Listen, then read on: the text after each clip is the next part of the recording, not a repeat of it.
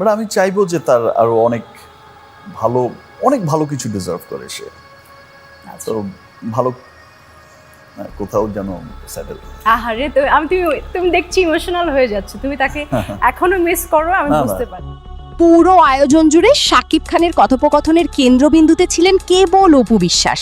অপু বিশ্বাসের দ্বিতীয় বিয়ে মেনে নিতে শাকিব খান যে মানসিকভাবে প্রস্তুত ছিলেন না তা স্পষ্ট।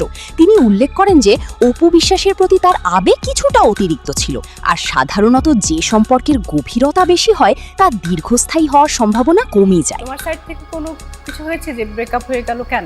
দেখো, বেশি ভালোবাসা থাকলে আমার মনে হয় যে এমনই হয়, ছোট ছোট কিছুতে আমরা খুব অভিমান করি, একজনের উপর খুব রাগ হয়, অভিমান হয়। সো ভালোবাসাটা বেশি ছিল, তো দ্যাটস ওয়াই হয়তো বা ছোট ছোট কিছুতেই হয়তো। শাকিব খান জানান, অপু বিশ্বাসের দ্বিতীয় বিয়ের পরবর্তী সময়ে তিনি আর প্রাক্তন সঙ্গীর মুখ দেখেননি। যদিও অপু বিশ্বাসের বাড়ির রাস্তা দিয়ে তার নিয়মিত যাতায়াত হয়, মূলত তাকে এক পলক দেখার আশায়, কিন্তু তার দেখা পাওয়া আর হয়ে ওঠে না। পরে যখন মনে হয়েছে তার কথা মনে হয় বা দেখি, এবং তাদের বাড়ির সামনে দিয়ে কিন্তু আমি অলমোস্ট প্রায়ই যাতায়াত করি।